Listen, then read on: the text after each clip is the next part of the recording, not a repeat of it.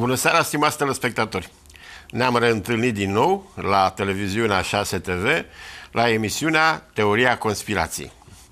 Astăzi avem un invitat și 3 subiecte interesante pe care le vom discuta.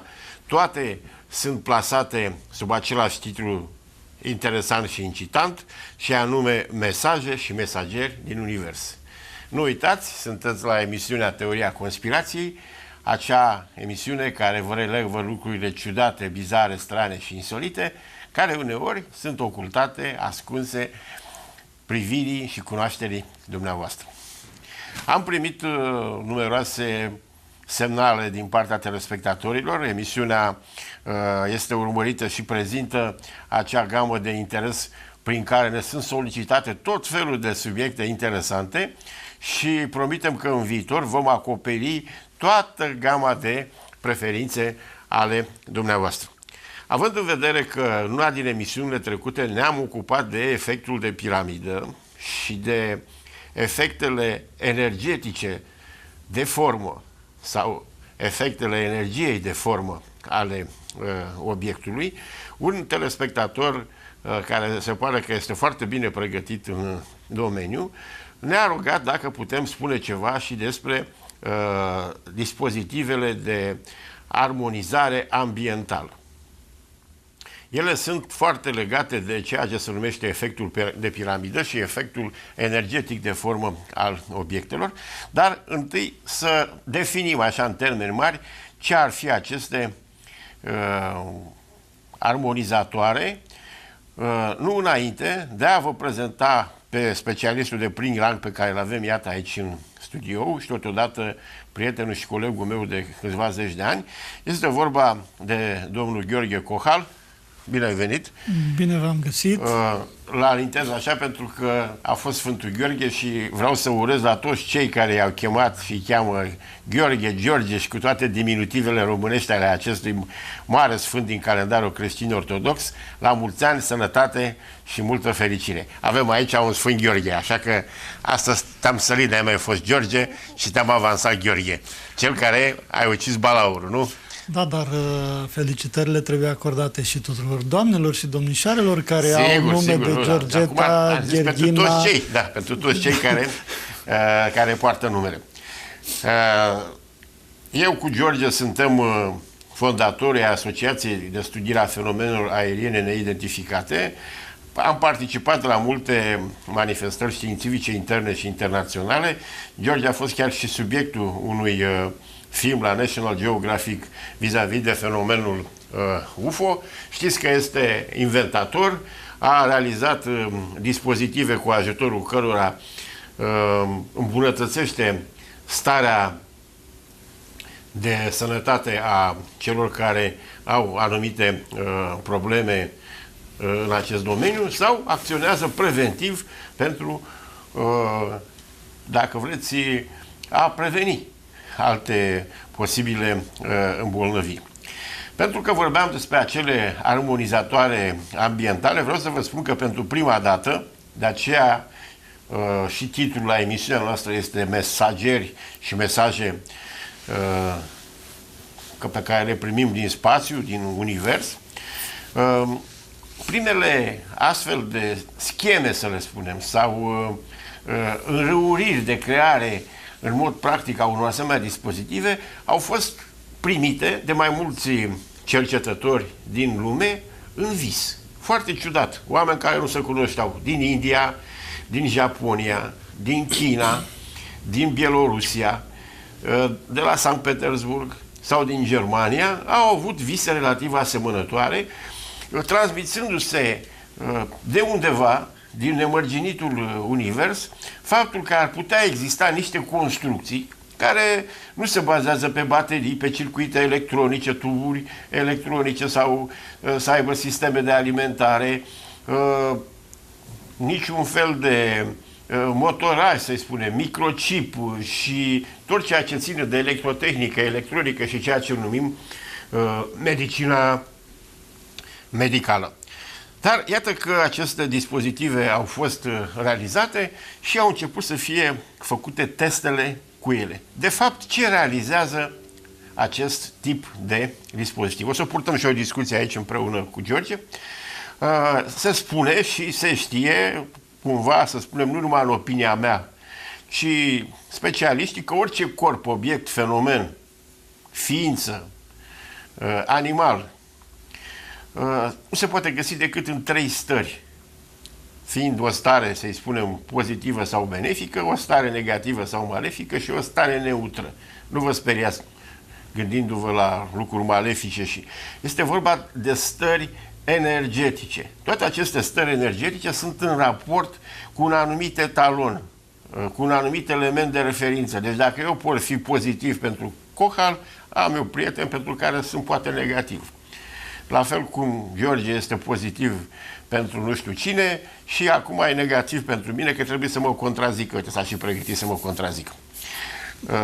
În societate apar stări de încărcare energetică psihică care duc la tulburări, la acte antisociale, la, să le spunem, în general, manifestări care nu au să se încadreze în zona aceasta a bunei cuvințe, a mersului normal al societății. Și pentru a înțelege mai bine despre aceste dispozitive, am să vă povestesc despre experimentul la care am participat.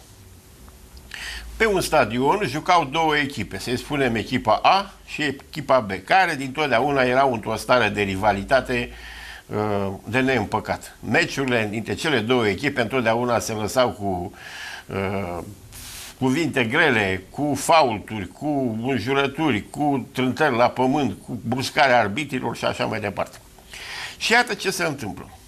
Este organizat experimentul în care se fac patru reprize a câte 10 minute. Fără ca jucătorii să știe de experiment, trebuiau să joace cele 10 minute, schimbau porțile, iar jucau 10 minute, iar schimbau porțile, iar jucau 10 minute. Încep pe fluierul de începerea meciului, suporterii se ridică în picioare, fiecare și încurajează echipa, începe meciul, un meci foarte dur, cum spun românii într-un limbaj neacademic, cu dat la joale, cu trântiri pe jos. Așa?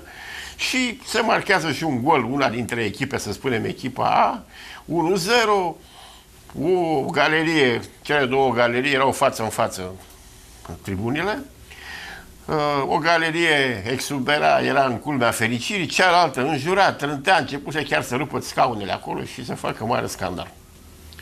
Încet, încet s-au scurs cele 10 minute, o pauză de 10 minute, după care s-a adus acest dispozitiv de armonizare ambientală într-un număr suficient de mare, pentru că stadionul, știți că un stadion este mare, și a fost plantat în rândul celor 2 galerii de suporteri. A fluierat începutul celei de-a 2-a reprize, a început meciul, fiecare echipă își îmbărbăta proprii coechipieri, galeriile la fel, toată lumea era într-o stare foarte, să-i spunem, prietenoasă, jucau corect, nu s-a întâmplat nimic, s-a dat chiar și un gol, ambele galerii au apreciat că golul era frumos, într-adevăr, unii mai puțin, alții mai mult, dar fără niște manifestări deosebite. Au trecut iarăși cele 10 minute, s-au scos dispozitivele respective de pe stadion și, ca să nu o lungim prea mult, s-au mai jucat 10 minute fără dispozitive și 10 minute cu dispozitive. De fiecare dată când aceste dispozitive erau puse în funcțiune, meciul avea un caracter efectiv sportiv, fără huiduieli, fără faulturi, fără trântiri la pământ, fără bruscarea arbitrilor, deci ceea ce numim în limitele sportivității și al fair play-ului. Ce se întâmplase de fapt? Deci s-au adus aceste dispozitive care au capacitatea de a descărca energia, indiferent dacă este negativă sau pozitivă, reglată pe adrenalină sau pe endorfine, pe starea de fericire, ducându-le la un nivel la care persoanele din zona de acțiune a acestui tip de aparat sunt la un, să spunem, nivel de cooperare, de înțelegere, respectarea regulilor, sunt scoase elementele de forță, limbajul este unul decent. Dacă vreți, este la fel ca pilula pe care o dă medicul unui om care este deosebit de nervos. Dar sportivilor nu li s-a administrat nicio pilulă, nici cel puțin apă nu li s-a dat care să aibă ceva în ea. Eu, ca să nu pierdem timpul, am să vă arăt vreo 4-5 din aceste dispozitive și o să le comentăm după aceea. Întâi am să vi le arăt. Am să-i rog pe colegii mei din regie, când le arăt, să le apropie ca să le vedeți și dumneavoastră. Și până vom vorbi despre ele și vom spune cum au fost ele primite prin acest mesaj de revelație universală și cum au fost create, din ce sunt realizate. Primul se numește dispozitiv de concentrare a energiei universale. Și, uitați, acesta este. Da, să punem ca să nu lucească. După cum vedeți, niște sfere care sunt legate, să spunem, între ele printr-un sistem de distanțiere care creează un anumit tip de câmp. Aduceți-vă aminte că și la piramida trebuia să aibă anumite dimensiuni, trebuia să fie creat un anumit tip de câmp. O să vă arăt al doilea dispozitiv.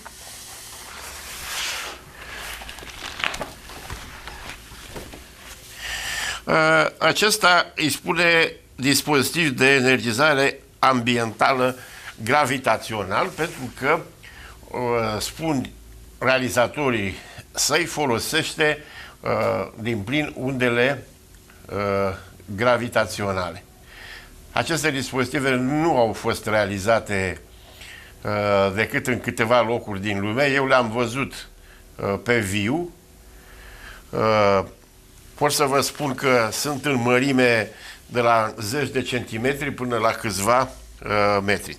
Am să vă prezint acum unul dintre cele mai complexe dispozitive, care se spune că în momentul în care energia este maximă se ridică și plutește.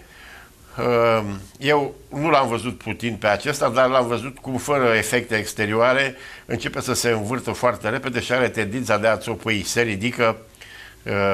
ridică de la sol, absorbind, parcă ai impresia că ești lăsat fără pic de energie. Am să vă mai prezint încă un astfel de dispozitiv. Acesta este realizat, globul acela trebuie să fie neapărat aurit. Bine, toate dimensiunile sunt foarte precis aranjate, foarte precis măsurate, și mi-amintesc acum că mergând prin diverse orașe ale lumii, în câteva rânduri am văzut niște astfel de dispozitive în centrele foarte populate. Și cel mai complex dintre dispozitive este așa zisul soare ambiental. Acesta ar avea capacitatea, de exemplu, de a produce starea de liniște, de lipsă de presiune, deci la un diametru al sferei de aproximativ 1 metru, pentru aproximativ 30-50 de mii de oameni. Vreau să vă spun că dispozitivele în sine, deși le-ați văzut, par relativ simple, sunt deosebit de complexe prin modul cum sunt realizate și o lucrătură foarte fină. La un asemenea dispozitiv se lucrează chiar și luni de zile, funcție de mărime și de scopul căruia este destinat. Ciudățenia, dacă vreți să-i spunem, sau partea interesantă, de asta suntem aici la teoria conspirației, este că ele nu folosesc niciun fel de energie convențională pe care noi o cunoaștem, acționează numai cu energia cosmică care este primită din univers omnidirecțional și cu ceea ce în unele lucrări științifice din domeniul psihotronicii sau din domeniul ezoterismului este numită energia orgonică. Acum, eu am dat foarte puțină crezare în momentul când am citit despre ele și am fost foarte curios văd în funcțiune și pot să vă precizez și să vă spun cu foarte mare sinceritate că au un efect deosebit. Am încercat prin niște mijloace mai deosebite, așa, prietenești și de relații, am făcut rost de un asemenea dispozitiv pe care l-am adus în țară, de dimensiuni mai mici, pe care o să-l prezint într-o emisiune viitoare. Nu l-am putut aduce acum, că l-am într-un loc pus la siguranță, nu-l țin acasă, nu să-l țin așa obiect acasă, și care veți vedea că are niște efecte foarte interesante dacă îl voi aduce în studio. Ce vreau să vă spun este faptul că după o scurtă pauză, pe care o vom lua imediat, o să încercăm să dăm și niște explicații pe baza a ceea ce numim noi, în mod general, energii și modul de funcționare al acestor dispozitive. Deocamdată, pauză publicitară.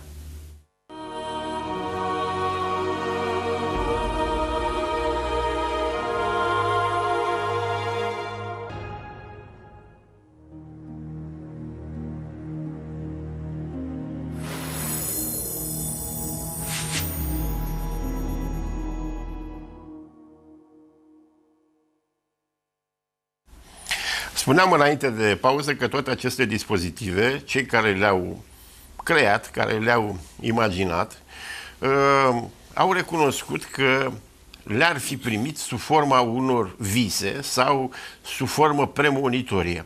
Întrebați, bine, le-ai primit sub forma asta transmisă de undeva, ce crezi, cine, de unde vine, care e mesajul, ce s-a întâmplat, cum crezi că s-a întâmplat acest lucru? Toți spun același lucru, că le-ar fi fost transmis mental de undeva, de niște ființe din zona Pleiadelor. Nu este prima dată când auzim de acest tip de mesaj. Un telespectator mă și întreba la un moment dat, zice, bine, dar aceste așa zise armonizatoare ambientale, iată, ne liniștesc, ne fac să stăm calmi, ne uităm la televizor, stăm toți în poziție de drepți, creăm noua ordine mondială, dar nu cumva sunt și unele care ne fac și rău.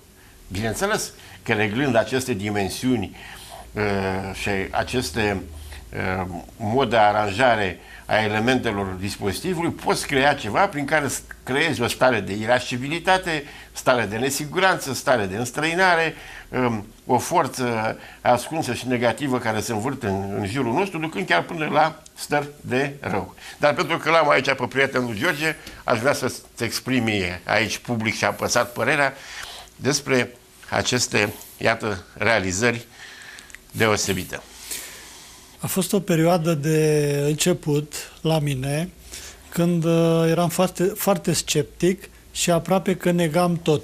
Pentru că nu se încadra în educația pe care am primit-o din punct de vedere al materialității în care funcționăm, numai că s-au întâmplat destule lucruri de atunci până acum și nu mai neg tot. Eu am acum o singură frază, și anume: tot ce rezonează cu corpul tău și îți face bine, trebuie folosit.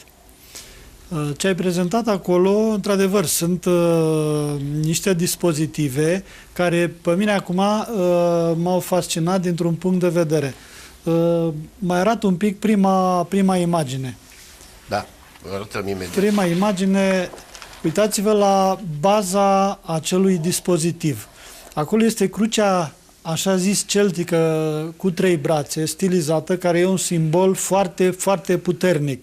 Toată lumea care pune mâna pe sau ține în palmă un simbol din acesta, numai că surpriza pentru mine a venit acum câteva zile, când priveam un film de la o expoziție cu obiecte din cultura Cucuteni. O expoziție undeva în Italia, am găsit acel simbol, crucea celtică cu 3 brațe, care de fapt este un simbol tracic, deci l-am găsit pe un vas cucuteni. Foarte, foarte interesant. Eu am găsit la o expoziție, îl am la mine, este exact crucea celtică cu 3 brațe. Eu l-am prezentat la un moment dat într-o emisiune, tot de aici, se chema Entitățile de lângă noi, în care prezentam fotografia acestui simbol și arătam că pe o anumită cameră de luat vederi, acest simbol era încadrat într-un triunghi care identifică fețele umane. Pur și simplu se vede entitatea sub formă de dreptunghi, da? Așa cum identifică toate fețele umane care se găsesc în cadru luat cu acea cameră, iar acest simbol numai desenat pe hârtie demonstrează pe imaginea acelei camere de luat vederi,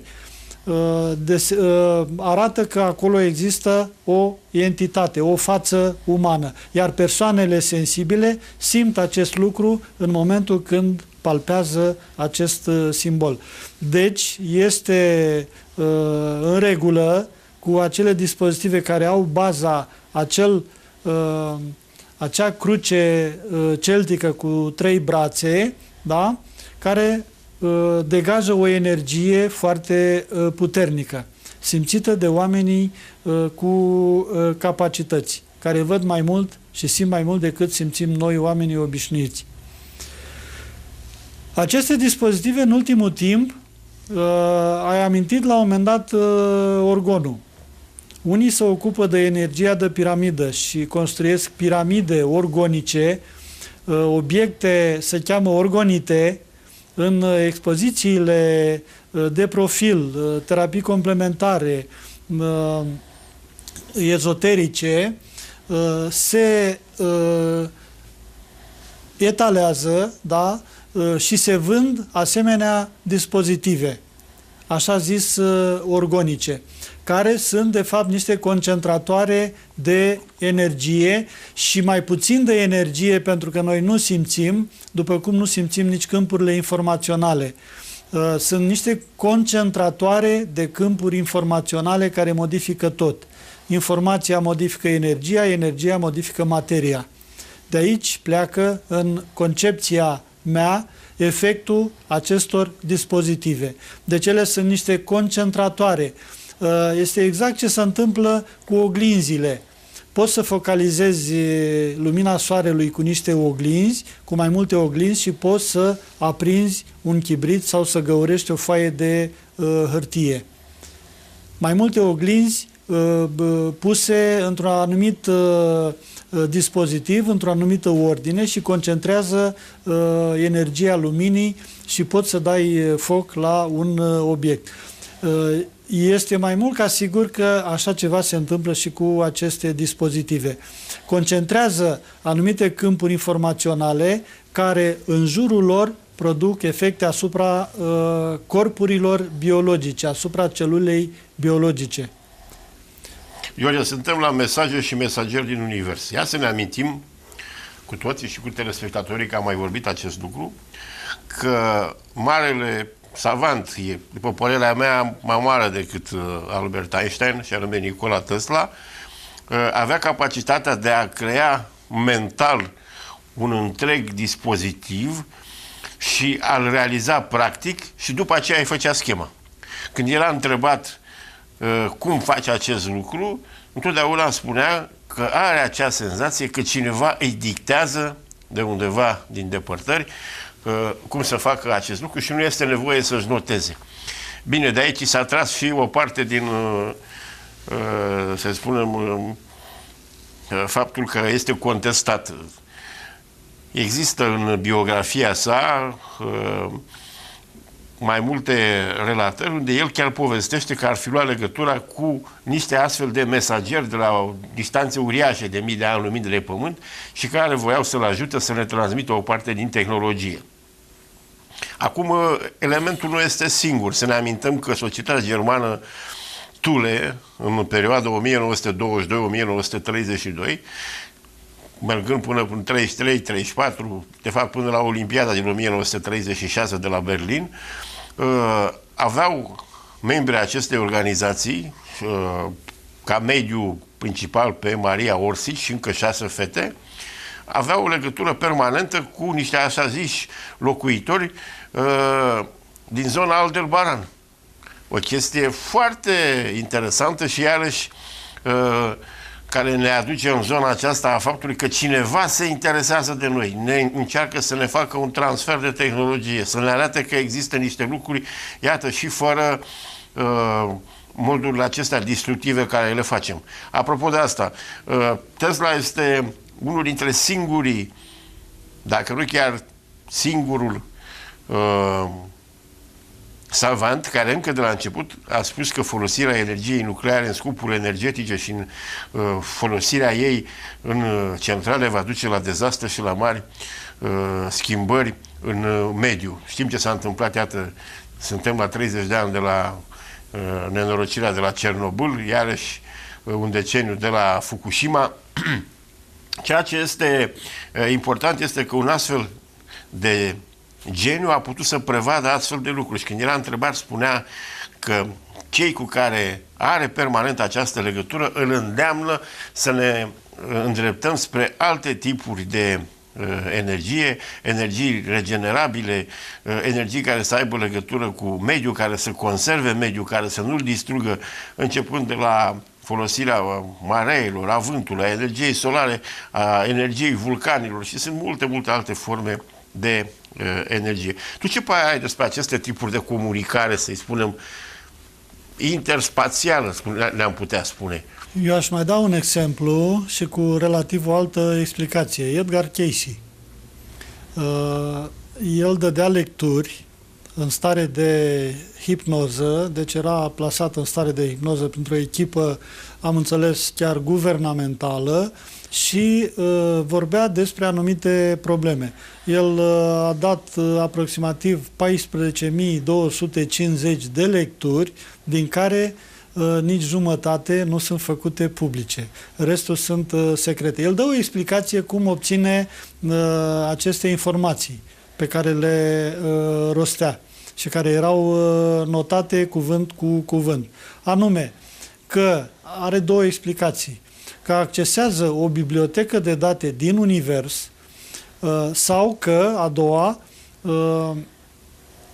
întreabă toate creierele din lume care trăiesc sau care au trăit, deci tot o bază de date universală, da, și cere, nouă sferă, da. Și cere informații despre problema sau despre întrebarea pusă. Deci este una din explicații. În momentul de față există acea teorie cu modelul holografic în care se spune că memoria nu e în corpul nostru, nu e în creier, ci este în univers, în fiecare particulă din univers, iar creierul nu este decât un terminal ca de calculator care poate accesa această memorie, și anume memoria din trecut, din prezent și din viitor. Deci de aici apar visele premonitorii, premonițiile, clarviziunea și așa mai departe. Deci există o posibilitate. Mai mult decât atât, pe mine m-au fascinat acele stele care pulsează în univers sub denumire de pulsari, și cu cât trece timpul, cu atât cercetările sunt mai avansate, numai că se face public din ce în ce mai puțin.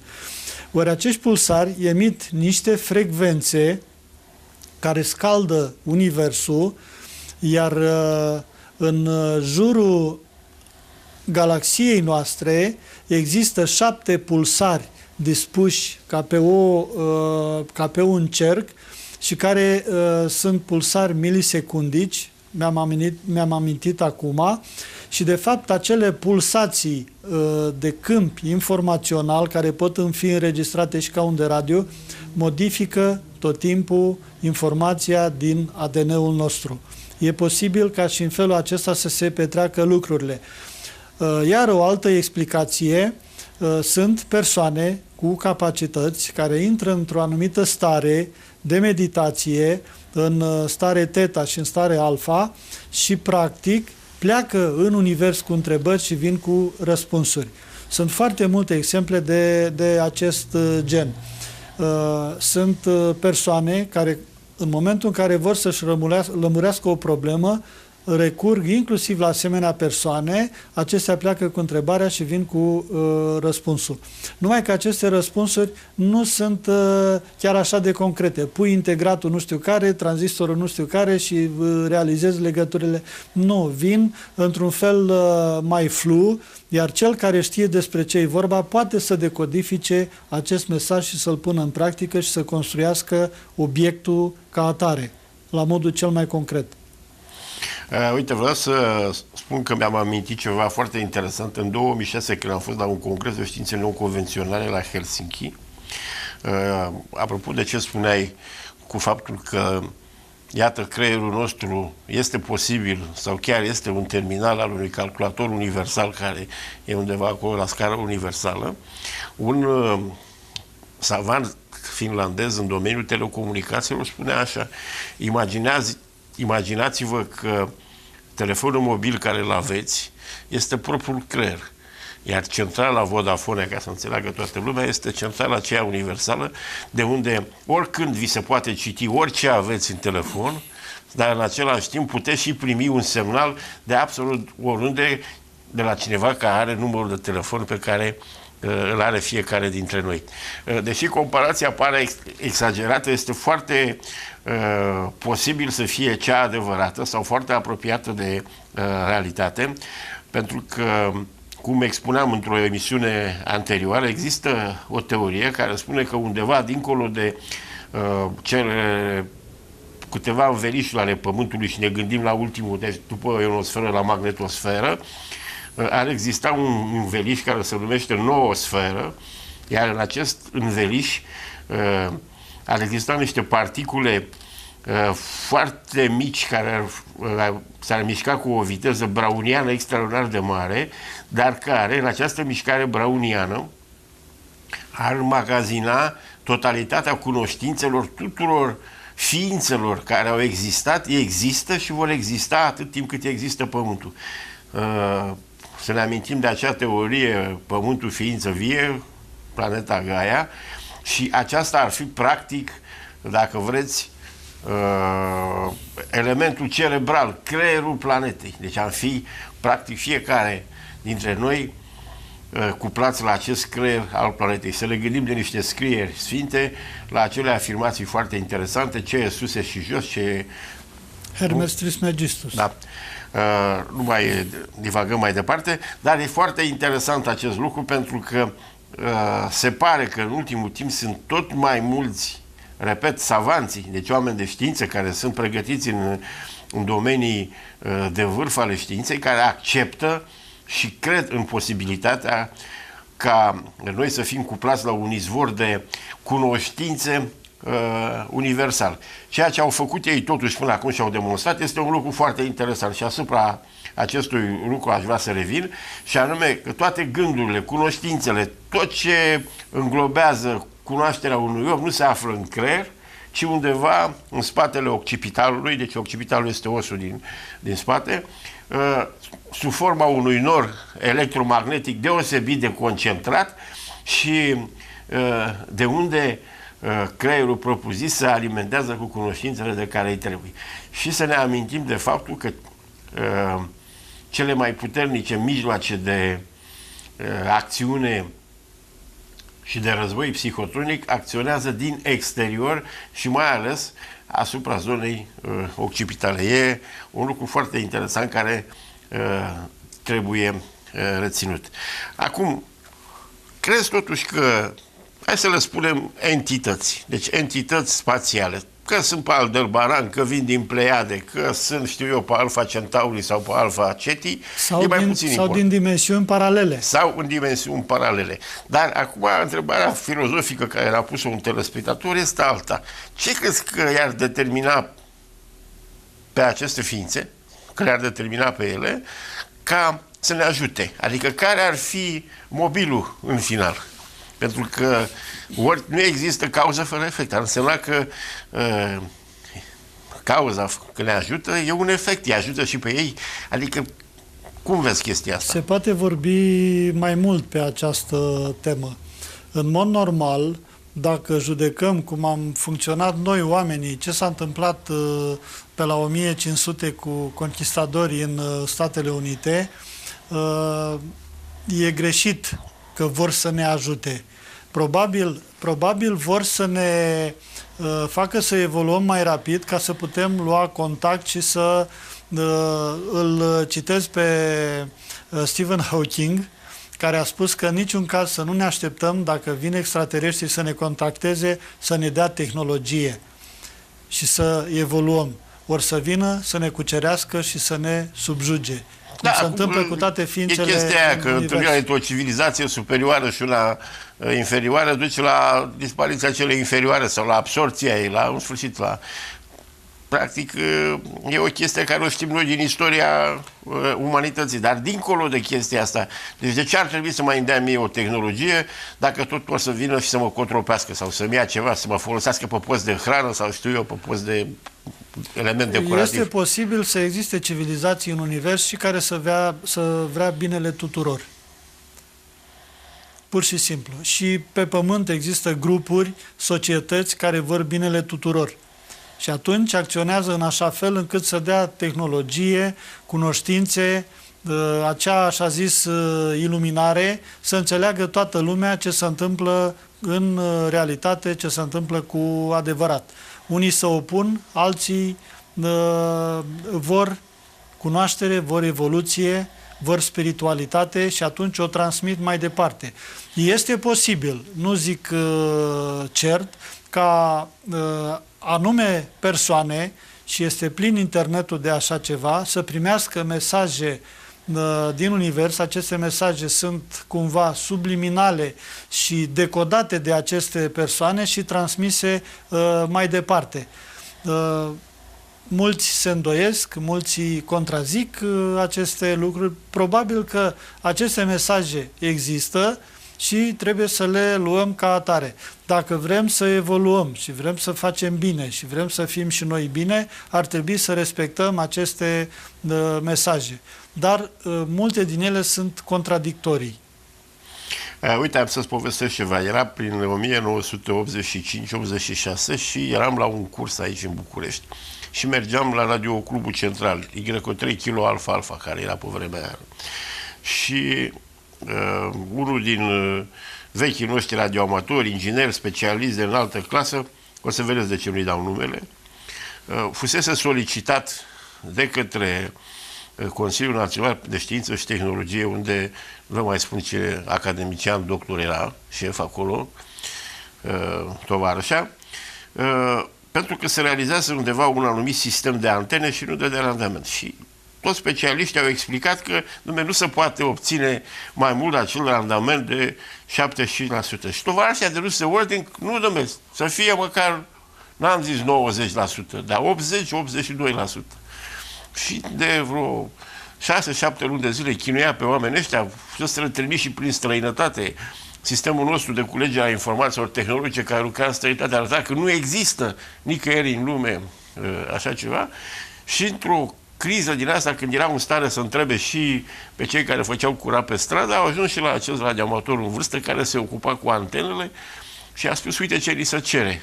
Și a zis, desenați-mi tipul de antenă. Și a spus, tipul de antenă trebuie să fie de cutare fel. Zice, nu desenați-mi-l. Știu, dar desenați-mi-l cum îl vor ei. Și se spune că acest specialist a luat desenul și a spus, bine, mă duc să mă culc. Mâine dimineață am să mă duc și am să măsor ce visez în seara asta și am să vă dau și cred că o să aveți în jur de 82%, dar nu mai mult. Și s-a dus, a culcat, s-a făcut chiar a doua zi seara, nu mai veneau, să speriaseră că dacă s-a întâmplat ceva, că a fugit, că era o glumă, că era o păcăleală. Și bătrânul a venit într-adevăr și le-a dat acel sistem de antene, pentru cei care știu, era vorba de un sistem BIM rotativ și care avea, într-adevăr, randamentul care se cerea de 81%. Și când s-au dus la tovarășa și au spus că s-a realizat problema, ei, vedeți că se poate, acum să mi-l faceți de 85%. Și ulterior cineva cu mai multă carte a explicat că nu-i perpetuum mobile, nu e mergem să...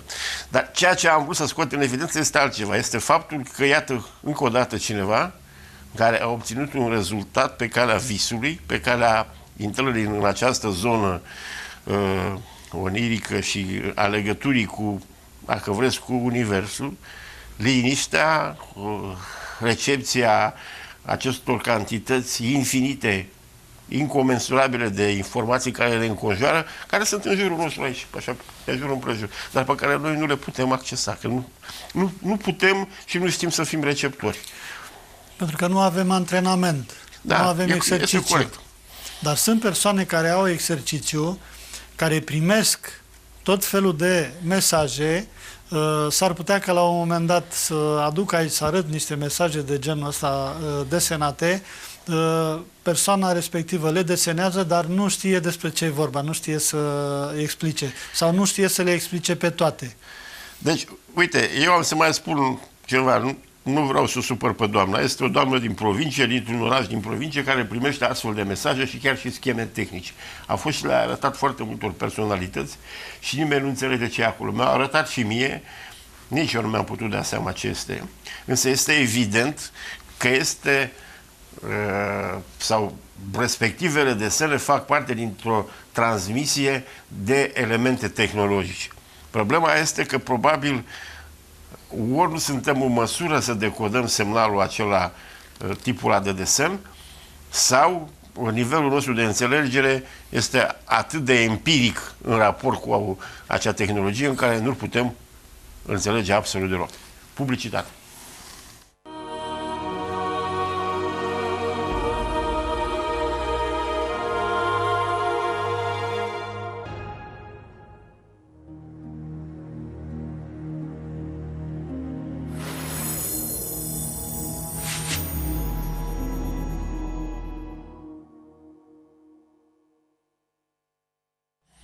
Ne-am întors la emisiunea Teoria Conspirației, la televiziunea 6 TV, televiziunea care te iubește, televiziunea care vă iubește, televiziunea care ne iubește.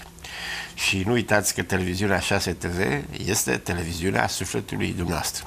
Pentru că cineva ne-a întrebat, revin asupra uneia dintre scheme pe care n-am arătat-o dintre fotografii și o să-i rog din regie să mai o prezint o dată și veți vedea undeva aici.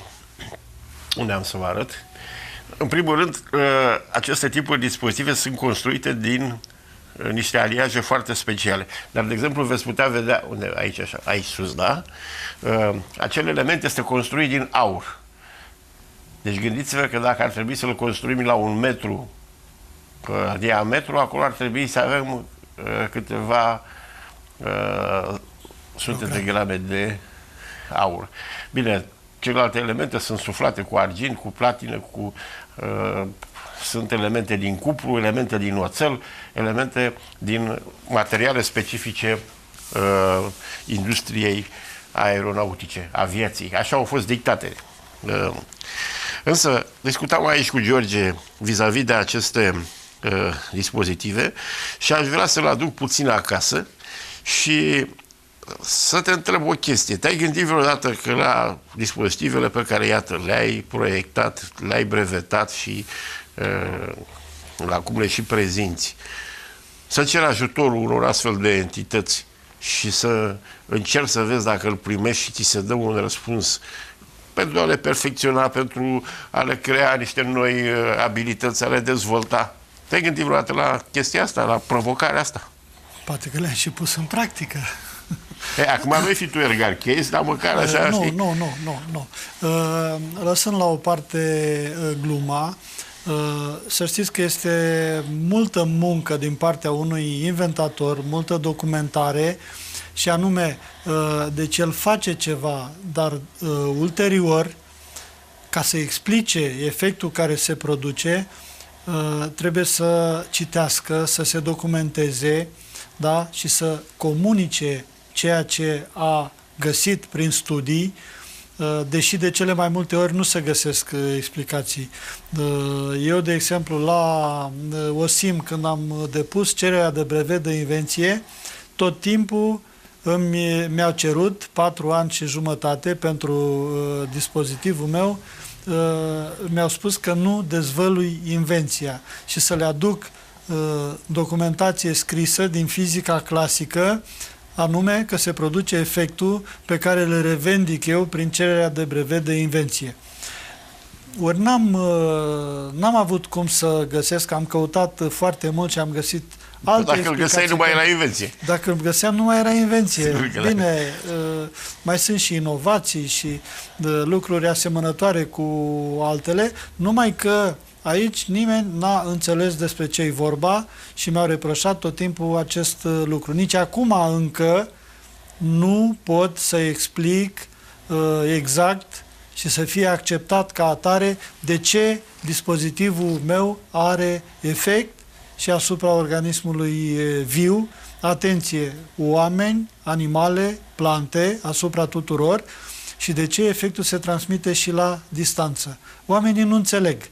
Până când nu fac demonstrația practică. Eu am zis tot timpul, o poveste e o poveste, ceea ce vorbim aici e o poveste, dar demonstrația practică este atunci când omul se așează la aparat sau când așez poza la aparat și simte omul acolo unde este el, în Noua Zeelandă, în Canada, Germania sau la 20 de kilometri de București. Eu așa fac demonstrațiile. Ori concret omul așezat sub aparat și spune ce simte, ori pe fotografie la distanță. Încă se întâmplă și alte lucruri mult mai interesante pe care încă le studiez. Dar mi-ai pus o întrebare. Sunt de acord că anumite lucruri, anumite invenții se pot îmbunătăți și prin ceea ce se primește din univers. Da, uite că ai adus iarăși tema asta în discuție și eu am să revin la acea conferință de științe non-convențională de la Helsinki în 1990, din anul 2006 și am să povestesc ceva foarte interesant. Acolo erau doi savanți, unul francez și unul englez, care susțineau sus și tare existența vestitului satelit de cristal, știi și tu, care s-ar învârti în jurul Pământului și care accesat ar fi un fel de bibliotecă la nivelul sistemului nostru solar, care are toate datele cu tot ce s-a întâmplat începând de pe Saturn, Mercur, Jupiter, pe Soare și nu mai știu pe ce satelit, CERN sau Icarus. Și la vremea respectivă, sincer să fiu, eu am luat-o puțin așa ca de seriozitate, cum adică la nivelul anului 2006 să vorbim de satelitul de cristal, de lucrurile astea. Dar el ne-a prezentat niște fotografii. Francezul a prezentat expunerea respectivă, englezul nu m-a confirmat. Ca săptămâna trecută, dacă ați văzut, cu toții s-a dat și, cred că pe aproape toate canalele de televiziune, dar este și pe internet, Stația Spațială Internațională a putut filma, înregistra în repetate rânduri o uriașă navă care se învârte în jurul Pământului, care a trecut de câteva ori pe lângă Stația Spațială Internațională și care nu este a nimănui, adică nu e revendicată de nimeni, nici nu are cui să fie, că e mai mare decât Stația Spațială Internațională, dar care, eu văzând și revăzând filmul și pe internet și pe niște canale de televiziune străine unde reportajul a fost prezentat mai în detaliu, am văzut că, virgulă, culmea semăna exact cu imaginea acelui așa zis satelit de cristal care era prezentat de către acest specialist francez. Bine, francezul lua din vechile cărți cu ovni, cu obiecte războitoare neidentificate, cu al lui Robert Charroux și altora, dar au fost descrisă și la noi această, cum să spun, posibilitatea existenței satelitului în experimentul Terra. Dar ceea ce pe mine, ca simplu cetățean și privitor la televizor, ca telespectator, m-a șocat, mi-am reamintit imediat de acele poze care m-au intrigat atunci, acele fotografii și aceste imagini care erau aproape copie fidelă.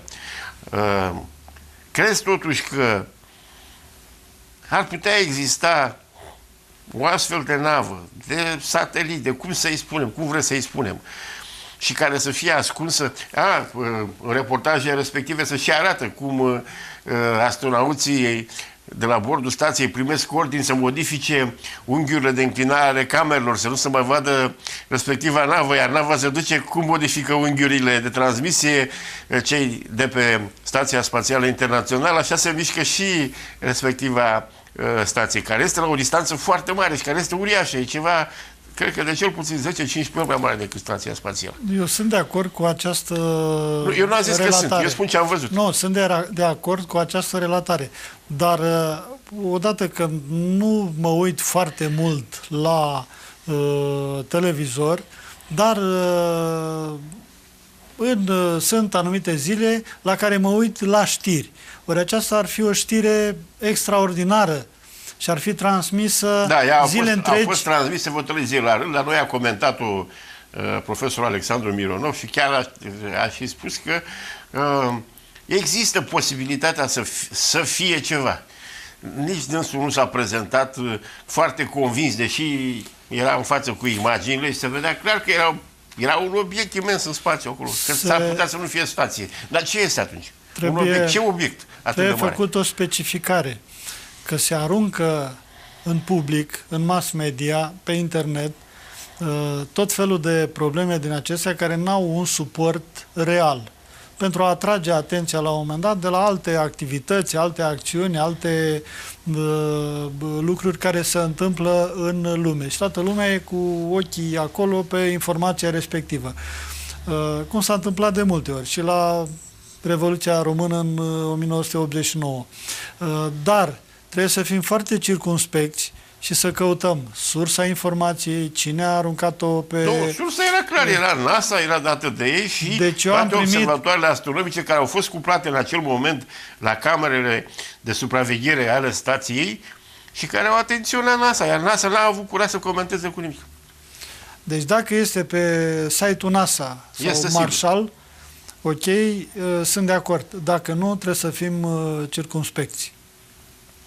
Eu am spus, am fost tot timpul sceptic, acum sunt sceptic pentru că e normal să fii sceptic. Circulă tot felul de informații și despre OZN-uri, imagini contrafăcute. Acum se poate face absolut orice. Și sunt imagini reale. Eu primesc, în cadrul ASFAN-ului, primesc filmulețe, primesc imagini și le arăt cum să facă asemenea imagini în mod normal.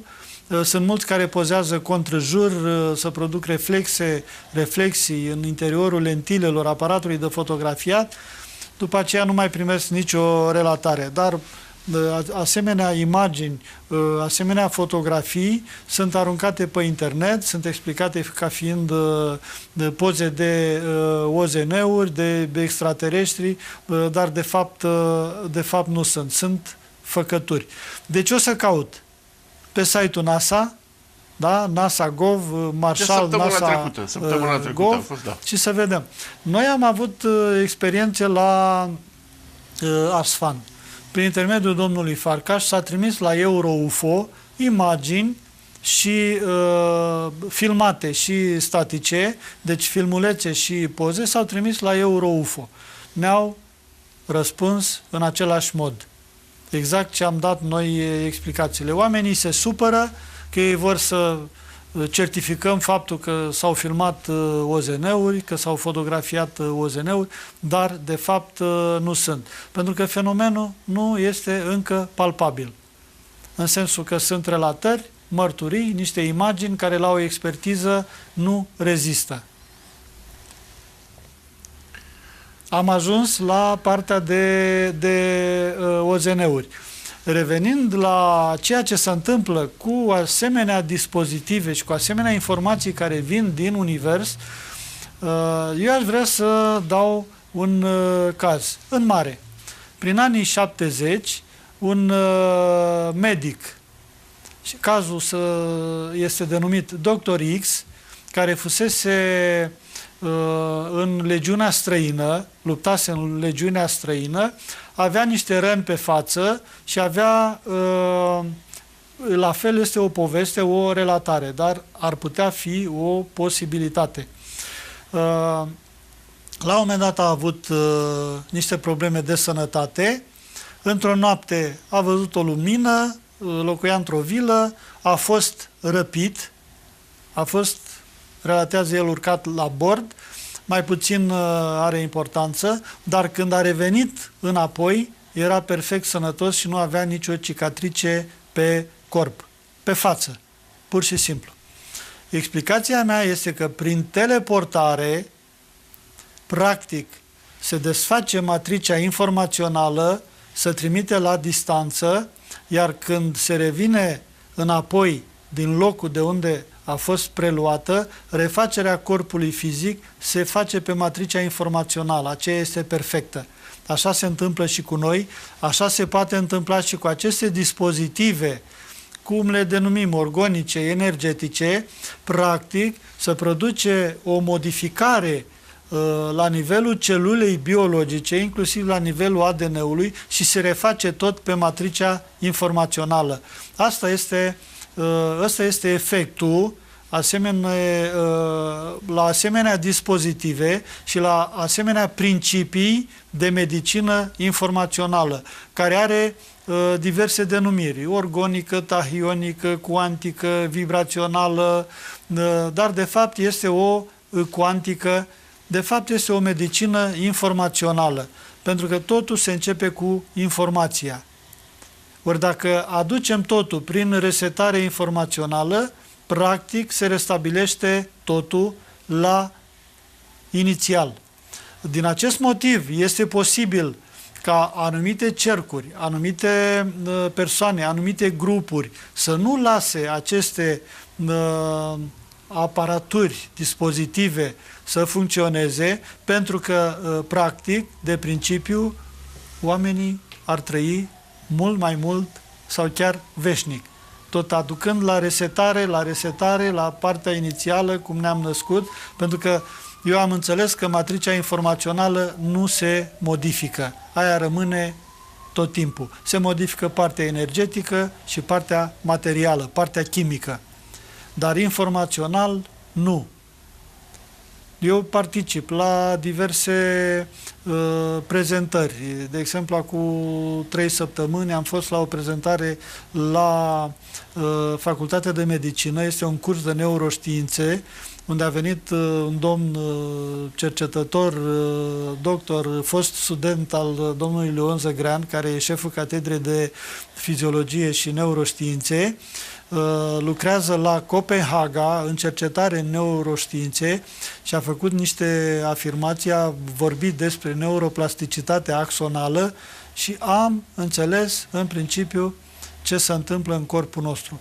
Cum circulă informația pe axoni, asta determină sănătatea corpului nostru. Iar atunci când se aduce totul la normal și informația circulă corect, nu este alterată, da? Atunci se restabilește starea de sănătate a corpului biologic. E foarte interesant și tot timpul lucrurile se schimbă, se modifică, se transformă, evoluează. Nu rămâne nimic bătut în cuie. Iar această cunoaștere se îmbogățește în continuu. Deci față de, să zicem, 1800, posibilitatea de a trăi este în medie 70 de ani. Atunci era în jur de 35-40 de ani. Deci nici 100 de ani, practic, au dus la îmbunătățirea calității și prelungirea vieții în asemenea mod. E foarte mult.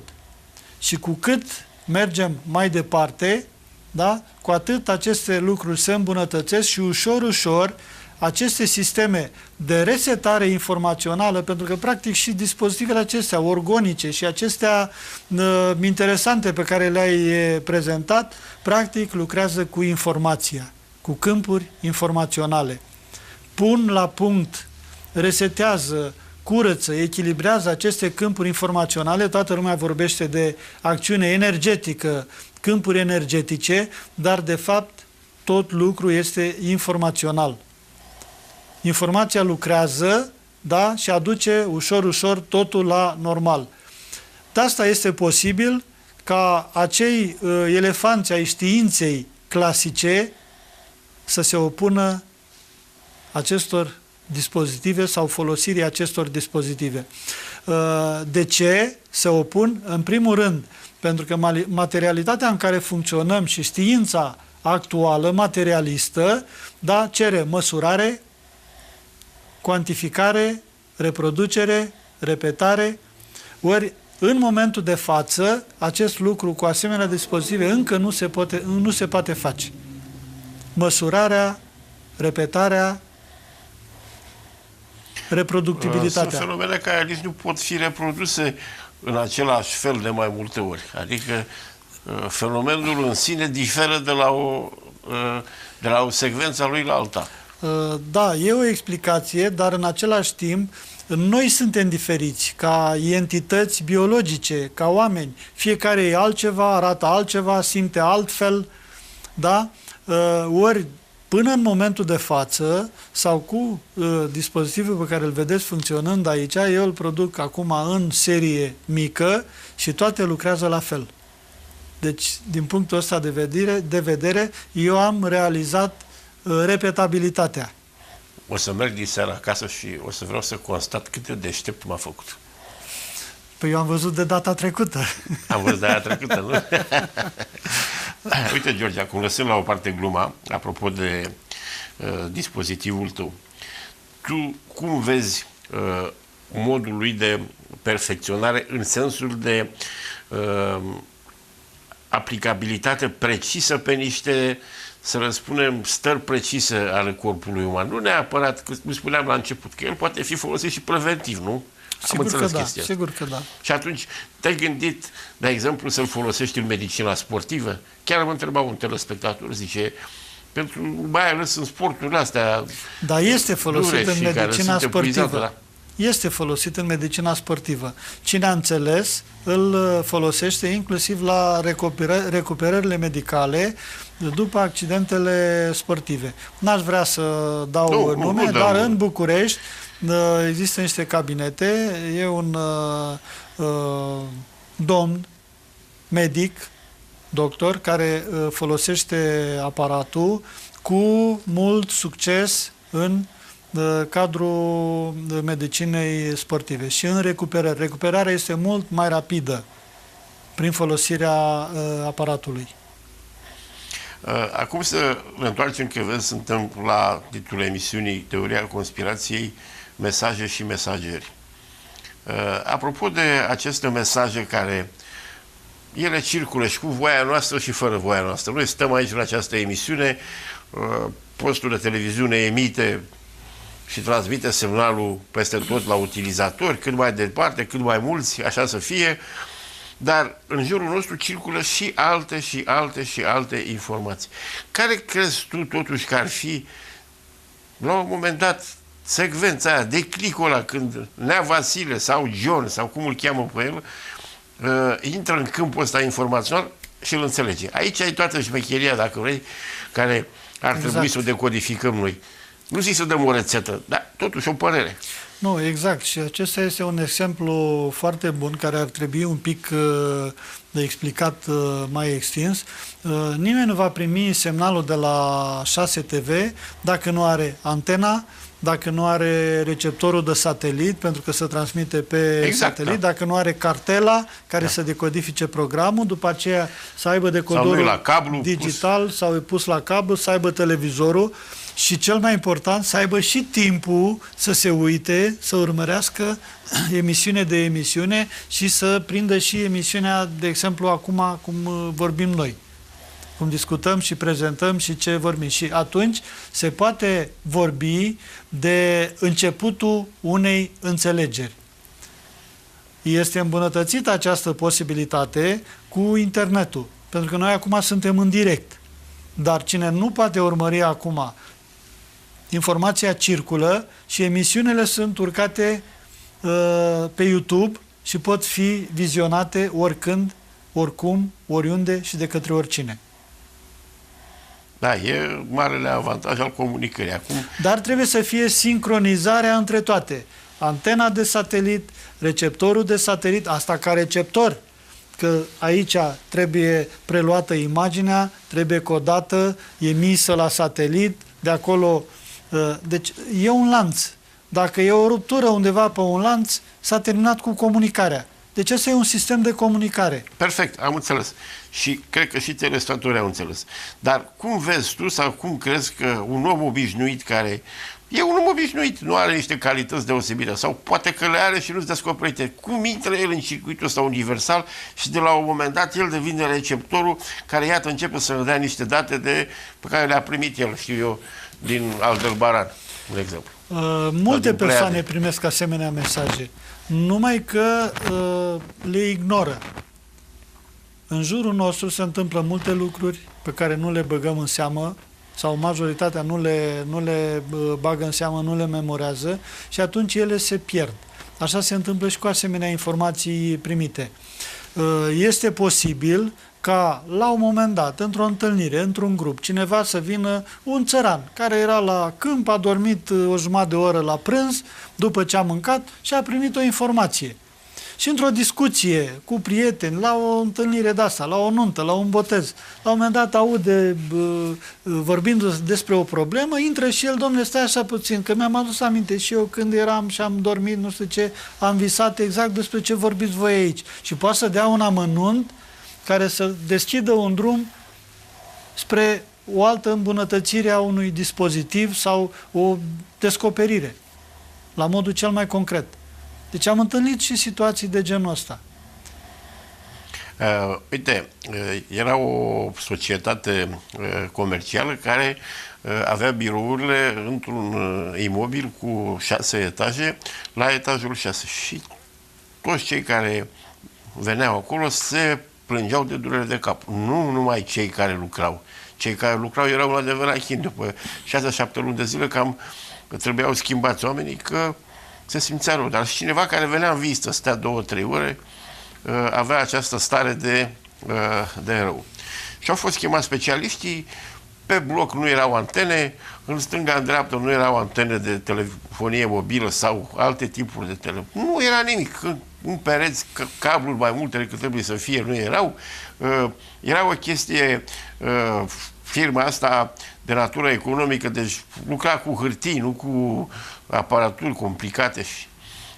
Dar în mod întâmplător, într-o dimineață, ei lucrând cu niște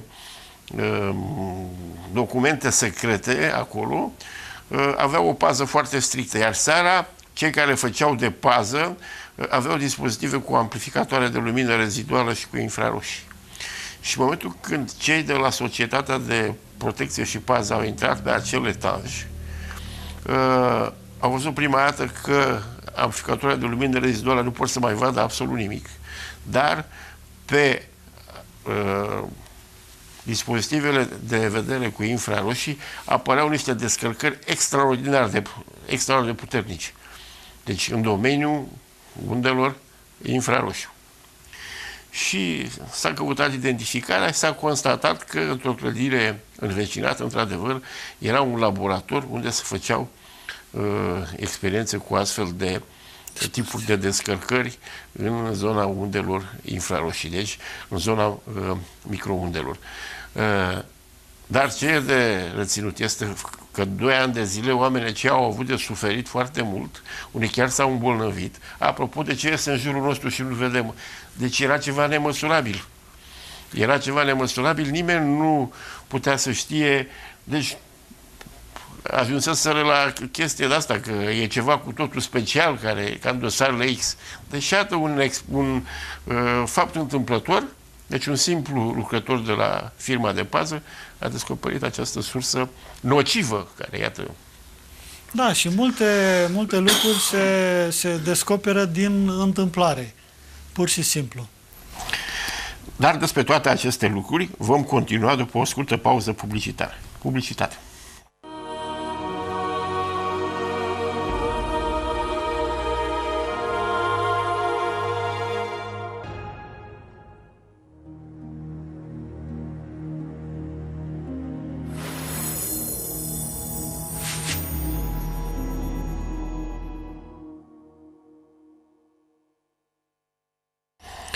Din nou în emisie, din nou la televiziunea 6 TV.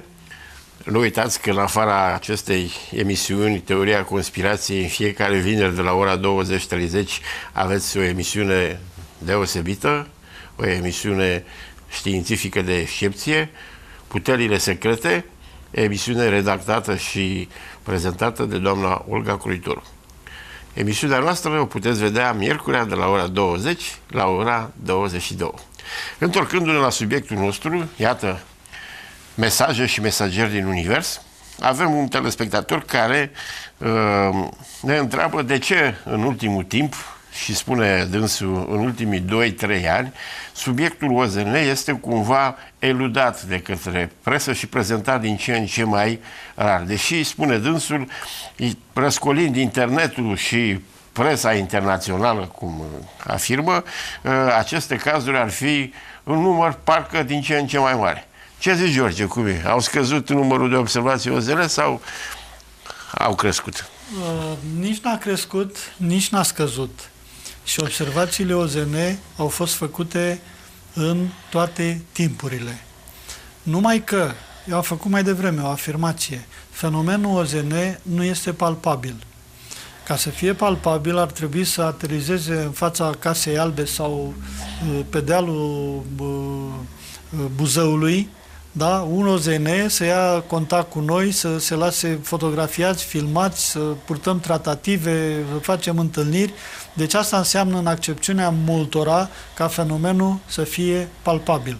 Deci el nu poate fi demonstrat decât prin niște mărturii verbale sau niște fotografii sau filmulețe care de cele mai multe ori sunt falsificate sau făcute de persoane care nu cunosc tehnică de filmare și fotografică și atunci consideră că ceea ce le s-a părut sau le-au apărut lor pe imagini de cele mai multe ori, acele OZN-uri, în ghilimele, să văd la vizionare și după vizualizare pe calculator, în general sunt fotografii digitale și imagini digitale, și ei nu le-au văzut în timp ce filmau sau fotografiau ca atare.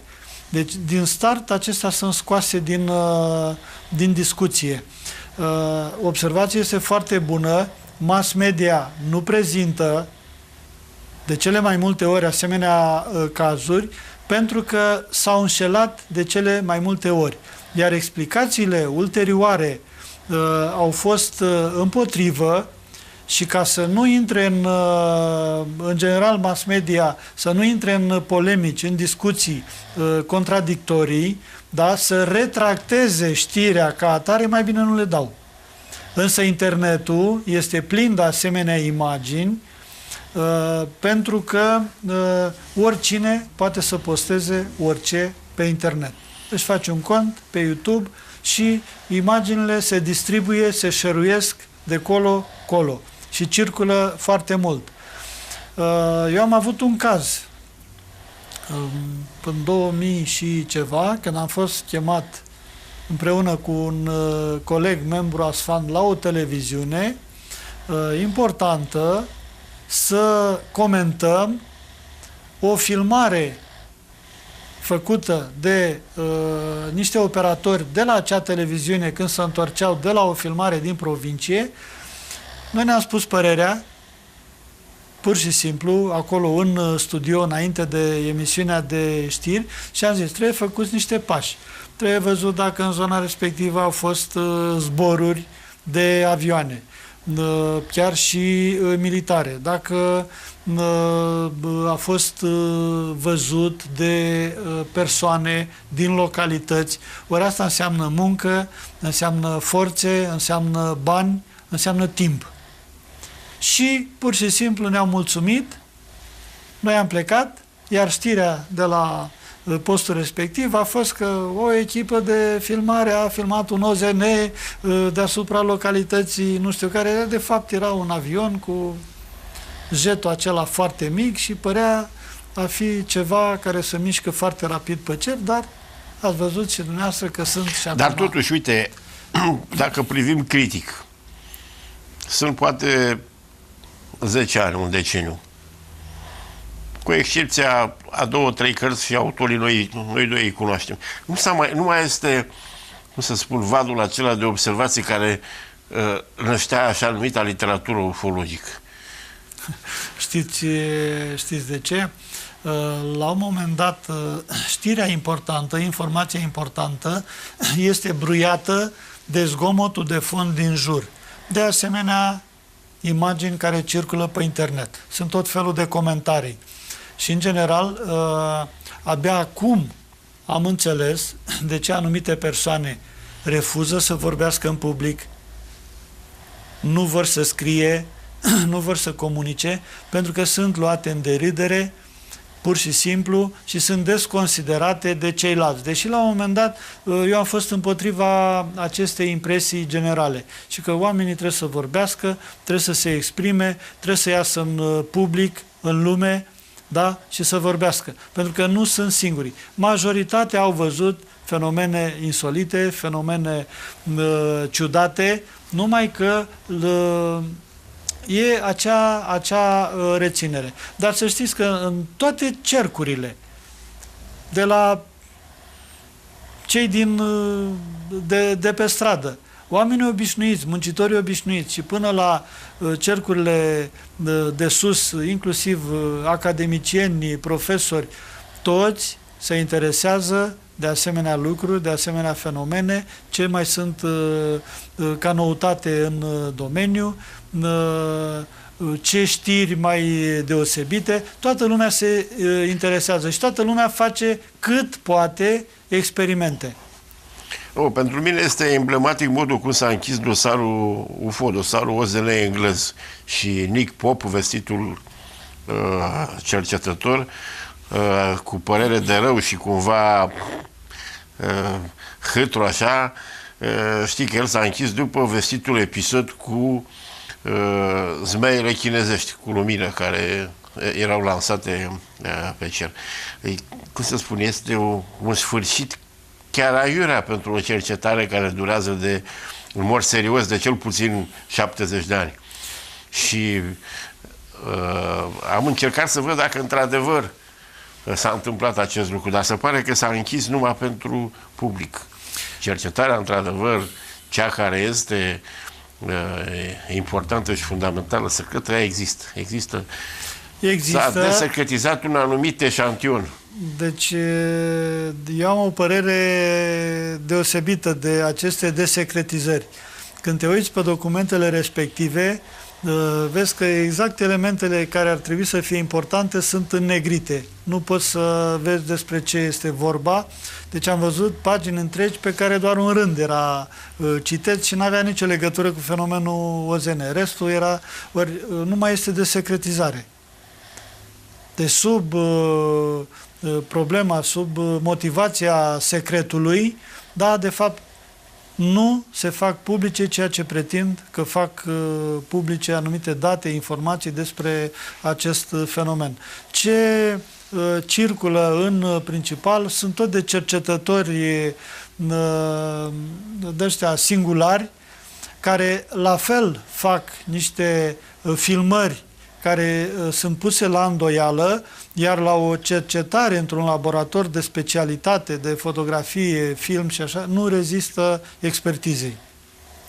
Am văzut, s-au prezentat și pe Discovery filmulețe de genul ăsta, mai mult sau mai puțin serioase. Bine, acum canalele oficiale trebuie să ne amintim de faptul că în anii trecuți nici nu acordau atenție subiectului OZN.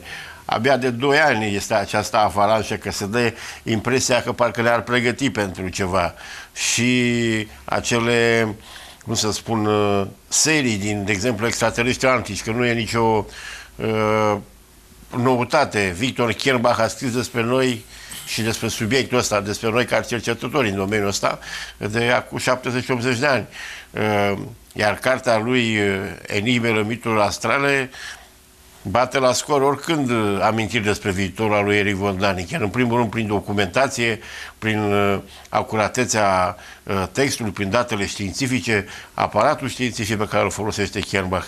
Dar totuși, iată, acest tip de literatură, hai să-i spunem, de informare generală asupra fenomenului, continuă să suscite foarte mult interes și să ridice foarte multe semne de întrebare. Ridică semne de întrebare, numai că această lipsă de interes vine din altă parte. Lipsa fondurilor pentru cercetare. Statul nu sprijină asemenea activități. Noi, la ASFAN, suntem un grup de oameni care ne preocupă, e ca un hobby, nu este plătită această activitate, nici nu avem pretenția să fie plătită, o facem din pasiune. Dar măcar sprijinită. Dar măcar sprijinită. Vreau să spun că sediul societății noastre, ASFAN, Asociația pentru Studiul Fenomenelor Aerospațiale Neidentificate, este în cadrul Observatorului Astronomic Vasile Urseanu, de pe Bulevardul Lascăr Catargiu. Este observatorul astronomic popular, numai că acum este într-o renovare infinită. Într-o renovare care se va termina anul ăsta, dar ultima discuție la ultima ședință a fost că nu ne oferă acolo nici măcar un colț cât de mic unde să ne depozităm și noi niște cărți, un fișet, niște dosare, niște casete, niște materiale video, da, pentru că sunt alte interese. S-au purtat discuții și cu siguranță nu vom avea, deși prin hotărâre, când a luat ființă în 1999 ASFAN-ul, s-a stabilit sediu acolo, ori ai sediu acolo, dar n-ai un loc unde să-ți desfășori activitatea. Să stai, da. Și când ne întâlnim acolo, trebuie să ne plătim în ziua aceea câte 2 ore, cei care intră acolo, să plătim ca și cum am intrat să ne uităm la observatorul acela sau din cupolă. Da, practic, nu este o activitate plătită, nu se face o pregătire de specialitate. Eu am fost întrebat la un moment dat, mi s-au dat telefoane, mame de copii, unde ar putea să facă cineva o facultate de ufologie. Ori sunt numai particulari, cum sunt eu, cum ești tu. La un moment dat toți vor cazuri deosebite, ori cazurile deosebite și importante s-au prezentat peste tot la televizor, în mass media, prin articole. Iar ai amintit mai devreme că a apărut într-un film într-un documentar făcut de National Geographic. Nu vreau să spun câte întrebări, câte lucruri până au venit să filmeze acel caz Nănești de care m-am ocupat, la care am făcut dosar, mi-au cerut inclusiv pagini din dosar scanate să le trimit, m-am dus acolo, am căutat iară martorii, dacă mai trăiesc martorii, să vorbesc cu ei, în sfârșit. Și au venit și au filmat câteva ore și au făcut acel documentar care se cheamă La nuntă în România, un documentar prezentat OZN-uri în Europa, în mai multe episoade, în mai multe state, dar explicația lor au adus un astronom și a spus că în România s-a văzut aurora polară. Da, e ceva foarte tare, da. Da. Acum, ca fapt divers, acum 6 sau 7 ani, într-adevăr, a fost un fenomen de auroră boreală deasupra munților Retezat, datorită unui fenomen de ionizare deosebită a zonei respective și, în mod foarte ciudat, când la vremea respectivă crescuse foarte mult radioactivitatea din zonă. Au fost învinuiți atunci fie cei din Bulgaria cu centrala de la Kozlodui, ba că venise de la Zaporojie, din partea cealaltă de la ucrainieni sau de la Cernobâl, dar cert era că nivelul de radioactivitate era mult crescut peste cel normal și peste pragul natural, iar ionizarea atmosferei era efectiv ieșită din comun. Eu am avut ocazia în perioada incidentului, accidentului și catastrofei de la Cernobâl să observ nori și stări ionizate ale atmosferei create de către radiația rezultată în urma acestei explozii. Însă vreau să vă spun că la vremea respectivă aurora care a fost văzută a fost și fotografiată, există document fotografic, nu a putut fi explicată decât că s-au îndeplinit condiții locale pentru realizarea unui fenomen de tip auroră boreală. Și cu asta basta. Iar meteorologii l-au sfidat exclusiv. Deci nici nu au vrut să stea de vorbă că s-ar fi putut realiza un asemenea fenomen. Au existat martori, filmul a fost verificat și problema a fost îngropată. De fapt, ca și în povestea OZN, știi foarte bine că toate cele 3, 4, 5 asociații care au fost în domeniul ăsta, inclusiv a noastră, știi câte probleme am avut noi când am avut să obținem niște documente și să obținem niște relatări, plus faptul că o opoziție care vine de undeva așa din, nu știu, din neant față de acest fenomen, ridiculizări și alte chestii de genul ăsta. Cert e că cu noi și fără noi, cu sau fără dușmanii sau prietenului, fenomenul OZN există. Știința ca atare a fost fundamentată și va merge înainte ca studiu al fenomenului în sine și pe cer continuu să se petreacă diverse fenomene pe care, iată, le putem sau nu le putem explica mai mult sau mai puțin și la emisiunea noastră, Mesaje și mesageri, iată, din univers. Acum că ne îndreptăm cu pași mari spre finalul emisiunii, aș vrea să ne mai spui câteva lucruri despre dispozitivul tău și pentru telespectatorii care nu ne-au urmărit când ai venit data trecută, să ne spui ca un caz general cum se produce, între ghilimele, tratamentul sau care este modul de acțiune al acestui aparat. Da. Să ne încadrăm în timpul care am spus întotdeauna că este un concept nou. Eu am lucrat toată viața cu lumină, în fotografie și film, și lumina lucrează și activează, pentru că și noi suntem ființe de lumină, un transfer din aproape în aproape în corpurile noastre de lumină și e normal să acționăm asupra luminii. Numai că eu am descoperit că lumina proiectată pe acel cristal de cuarț care este în acele sonde, cristalul de cuarț vibrează și produce în jurul lui aceste câmpuri informaționale care nu pot fi ecranate, nu pot fi oprite. Sunt ceva asemănător cu gândurile noastre. De asta eu fac testarea aparatului la distanță pe fotografie, pentru că simte persoana din fotografie ca și cum ar sta sub aparat. Cum funcționează acest lucru? Aceste câmpuri informaționale acționează în continuu asupra celulelor noastre biologice și produc acolo modificări energetice și apoi modificări chimice, materiale. Refacerea, aducerea la normal se face prin aceste câmpuri informaționale produse de emisie de aparatul meu. A durat aproape 3 ani de zile până când am verificat cu persoane extrasensibile frecvențe cu frecvențe din liste întregi de frecvențe și am reușit să ajung la o configurație de 7 frecvențe care sunt și acționează în bine asupra tuturor persoanelor, animalelor, plantelor, în plus potențează tot, schimbă gustul apei, are efect bactericid, crește vitalitatea, imunitatea, crește memoria. Mai mult, am repetat la începutul emisiunii, mărește puterea de refacere, de vindecare. După operații, după răni, starea de convalescență se scurtează.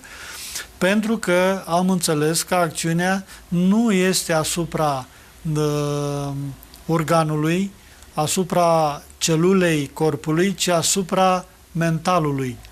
Practic se resetează de acolo niște lucruri care blochează, care produc stres, ocupă mintea și apoi mintea lucrează corect în corp, controlează corect fiecare celulă din corp și face ce trebuie să facă. E ca la o uzină. Dacă directorul conduce bine fiecare secție din uzină, uzina progresează, merge mai departe, se extinde. Dacă directorul este manipulat de prieteni, de, știu eu, ordine primite și nu comandă corect fiecare secțiune din uzină, din fabrică, pune la pământ, fabrica o falimentează. Exact acest lucru se întâmplă și în corpul nostru.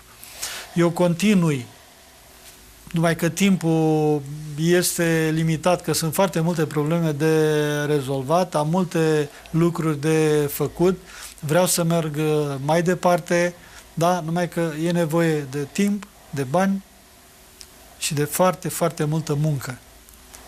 Aparatul lucrează, funcționează, nu are contraindicații, nu produce efecte secundare și începe lumea din ce în ce să știe, să înțeleagă și să aplice. Aparatul nu înlocuiește nimic. Cum te înțelegi cu mediul medical? Ușor, ușor. Încep să mă înțeleg și cu mediul medical. Dar numai cu demonstrații practice. Pur și simplu. Sunt unii care se opun, unii care acceptă, unii care stau care crezi că este viitorul acestei invenții? Scoțându-te pe tine din schemă. Pentru că, până seama, astea vor evolua în diverse tipuri, diverse noi aplicații. Cum îl vezi evoluând aparatul? Deci eu am o carte, este în limba franceză, când am fost în 2012 în Franța să fac niște demonstrații, se cheamă Lumina, Medicina Viitorului.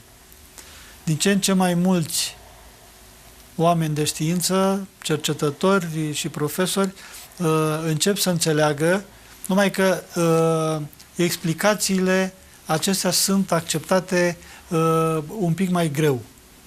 Dar se vede că lucrează. Din ce în ce apar pe internet articole cu acțiunea luminii pulsatorii asupra multor afecțiuni, din cele mai grave. Nu rostim aici nume, dar acționează. Deci am văzut și eu, lucrează în toate problemele de sănătate, nu lucrează specific pe o afecțiune sau pe o grupă de afecțiuni, pentru că mintea lucrează în tot corpul. Nu lucrează numai pe ficat sau pe încheieturi sau pe vedere, lucrează peste tot. Când începe să pună în ordine tot, atunci starea de sănătate a corpului începe să revină la normal și să funcționăm corect, ca organisme, ca ființe vii. Uite, când am fost la Milano, italienii fac foarte mult de ceea ce se numește cromoterapie. Ei merg pe o chestie care îi spun cromopunctură, adică aplicarea luminei punctual pe zona, care să spunem, acelui centru sau acelui meridian unde ar putea fi ea, să spun, activă, să folosească un anumit organ. Ce părere ai de treaba asta? Eu deja am prototipul funcțional, l-am denumit Lumino.org. E institutul de la Milano care e expert în treaba asta. Da, am auzit. Deci eu am deja, e pus pe site, l-ați văzut în spotul publicitar, l-am denumit Lumino.org, este funcțional, are efect foarte puternic și aștept să depun la OSIM, să-l protejez, așa cum am făcut și cu acest aparat, cu Luviomul, dar mai durează. Dar lucrează exact în același mod. Deci cu câmpuri informaționale foarte mici în punctul de acupunctură. Efectul e aparatul meu, efectul este, nu pot să spun extraordinar. Nu, cine în general, e interesat, se constată o diferență în momentul când apringi punctual lumina pe centrul energetic și când expui tot corpul. Exact. E o diferență? De ce? Când auzi noțiunea acupunctură, creierul nostru gândește ac, înțepătură, durere. Ori când se lucrează cu lumină, nu înțeapă, nu doare. Cu câmpurile informaționale mai mult decât atât, pentru că ele lucrează pe zona punctului de acupunctură și nu pe punctul concret, deci la acupunctură poți să ratezi efectiv punctul și să înțepi alături, dar câmpul informațional lucrează în zonă și atunci automat este prins în raza de acțiune. Și efectul este mult mai puternic și se vede imediat. Se simte cum se deschide, cum se activează meridianul energetic respectiv. Da, din punctul meu de vedere, cred că este o serie de aparate care este de viitor, care se vor implementa, sperăm, din ce în ce mai mult în ceea ce înseamnă medicina practică și sper și medicii să fie alături de această nouă metodă, pentru că tehnologia și în domeniul medical înaintează și, iată, sunt metode și tehnici care nu neapărat să le vedem că înlocuiesc, ci sunt complementare. Sunt complementare. Care au capacitatea, au capacitatea de a ajuta în procesul de vindecare. Stimați telespectatori, iată, am ajuns la sfârșitul acestei emisiuni. Îi mulțumim invitatului nostru. Noi vă așteptăm în fiecare miercuri de la ora 20 la ora 22 la televiziunea care te iubește, televiziunea sufletului tău, la emisiunea Teoria Conspirației. Și pentru că mai este puțin până la Sfintele Sărbători de Paște, vă urăm la toți cei care ne urmăriți și la toți românii de oriunde sunteți, la mulți ani și sărbători pascale fericite. La revedere, pe curând!